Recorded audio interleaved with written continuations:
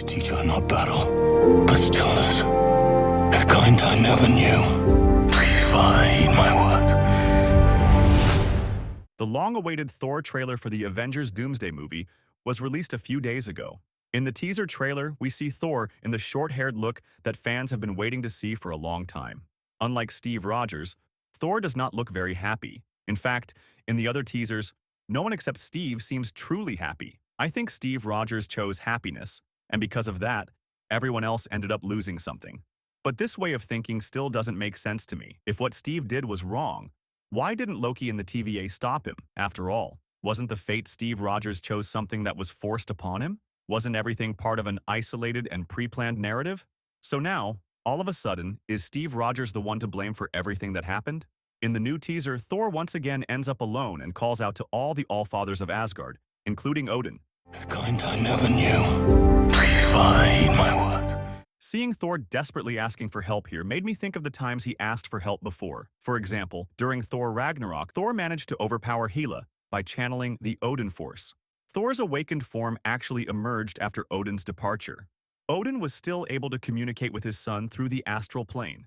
Thor asked for help, endured the power of the neutron star, and Stormbreaker arrived just in time to save him. In Love and Thunder, he actively used the Odin Force again and transferred his power to the children. However, what people have always wanted to see was a serious Thor. In Love and Thunder, Thor was portrayed as overly goofy, which caused major backlash.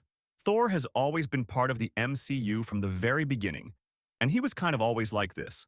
We expect someone who is 1,500 years old to act more mature, but sometimes people become more childish as they grow older. Thor, who spent his entire life avoiding responsibility, finally took responsibility for the first time. He rejected ruling the kingdom of Asgard and chose to become a father to a child. So for the first time in his life, Thor was given something to be responsible for, and the person he took responsibility for is not an ordinary one. Sure, she was once the powerless daughter of Gore the God Butcher, but Eternity chose her as its avatar. This girl could be the key to the new multiversal cycle that will be created after the Eternity Loop. So at this point, Thor isn't just taking responsibility for an ordinary child. He is also protecting the future of the new multiverse. I don't know whether Thor is fully aware of this or not, but at the very least, he must understand one thing.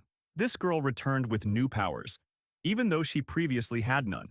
And it seems she is having terrifying nightmares. This further confirms the possibility that she is Eternity's avatar. If you pay attention, Thor comes to her side at night. She might be sensing the destruction of the multiverse and the painful deaths of everyone. The teaser makes it seem like Thor is only thinking about this girl. But the ones who truly understand how important she is might be Loki and Doctor Doom. After all, when Loki first meets Thor, he could confirm that love is the heir or avatar of eternity. Right now, Thor isn't just praying to protect his daughter, he's also trying to protect himself, because if love is Eternity's avatar, Doctor Doom might want her as well. Among the terrifying nightmares the girl sees, there might even be a vision of Thor's death. As we know, Thor is a character who has prophetic visions and can see what awaits him in the future. So this ability doesn't belong only to love. Don't forget, Eternity can know the future, and its avatar may also possess similar visions. Thor asks Odin for help because he wants to escape all of this. I don't think he wants this solely for his own happiness. Even though the only thing tying Thor to this world right now is a single child, he must still be suffering from the pain of those he lost. When Chris Hemsworth included his real daughter in the story, did he really expect her role to become this significant? I wonder. In Love and Thunder, Hemsworth included many members of his family, his wife, his son, and his daughter, but he seems to be preparing his daughter for something much bigger. Now everyone is asking the same question. Why are there so many child characters in Avengers Doomsday? What exactly will their importance be? It all started with Franklin Richards. Franklin became Doctor Doom's favorite, and he also reminded Doom of his lost son. Franklin is a multiversal-level character. We cannot consider him an ordinary child. Considering what he was capable of even as a baby, it's inevitable that much more will happen in Doomsday. Then suddenly, we see a child in Steve Rogers' arms. I expected this to be Tony Stark, and indirectly the baby version of Victor Von Doom. But even if it turns out to be Steve's son, that child would still have major importance to the story. Then there's Thor's adopted daughter, ironically played by his real-life daughter. She is Eternity's avatar and an extremely powerful character. Hulk's son Scar is also among the characters who will appear in the film. Interestingly, Hulk himself will not be in Avengers Doomsday, because he disappeared after the Brand New Day events. Tony Stark also has a daughter, and they could use her in the story as well, since Doomsday is a continuation of Endgame. And of course, Wakanda scenes are inevitable. In the fourth teaser, they will show Wakanda, Uganda, and Buganda, and T'Challa's son will be there as well. After Thanos collected the 6 Infinity Stones in Infinity War, he pushed the universe into chaos. Is Doctor Doom now going to gather 6 special children and blackmail them all? I don't know, but overall, even if some of these children are ordinary, characters like Franklin and Love clearly seem crucial to the fate of the universe. When we take a closer look at the trailer, we notice something interesting. Thor had reclaimed Mjolnir. He had a history with that hammer, and it reminded him of Jane. He gave Stormbreaker to his daughter. But when Thor goes into the forest to pray, we see Stormbreaker in his hand. This suggests either that Love has been kidnapped, or that Thor will fight using both weapons. Mjolnir can only be wielded by those who are worthy, unlike Stormbreaker, which almost anyone can use. Even if Love is Eternity's avatar, she is still a child, and it would be impossible for her to be worthy. After all, do you think someone who shoots lasers from her eyes when angry could be worthy of Mjolnir? Here, Thor clearly seems to be trying to get his lost daughter back.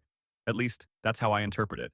Thor never looks this desperate unless he is truly in need. He has reached a point where the last thing he can do is ask Odin for help. Would Odin really help? Would he send those in Valhalla to aid Thor? I don't know. In the comics, he could do that. He could send Jane back to Earth as Valkyrie, or send Heimdall and others for help. Or he could simply grant Thor more power. Or perhaps he will let Thor die and return stronger. Odin is not someone who likes to directly intervene. He always tells Thor that the power he seeks already flows in his veins, yet Thor keeps asking him for help every time. At the end of the trailer, we see numbers again, 01, 002, 020. I'm not sure how people are interpreting this. Personally, I see 2 possibilities. First, a reference to the comics the story is inspired by. Second, a reference to the next teaser. If it's a comic reference, it could point to the Thor 2020 series and the Herald of Galactus storyline. In that story, Thor becomes the Herald of Non and reaches what many consider his most powerful form. Normally, Thor was old and battle-worn, but Galactus's power healed him. To me, the teaser doesn't look exactly like that story, but the similarity might lie here. In that storyline, Black Winter was like a doomsday-level threat to the multiverse, a dark winter that destroyed universes. Thor, alongside Galactus, tried to stop this catastrophe. That's the strongest connection to Doomsday in my opinion. If the reference is about the next teaser, then it could point to Magneto, mutants, and the Avengers, because we know the next trailer will take place in the X-Men universe. We will see Professor X and Cyclops while listening to Magneto's speech. So the symbols at the end of the teaser might mean that the X-Men trailer will be released next week. Anyway, my friends, we've covered this one as well. When the X-Men trailer drops next week, we'll talk about it again. Until then, take care of yourselves. Goodbye.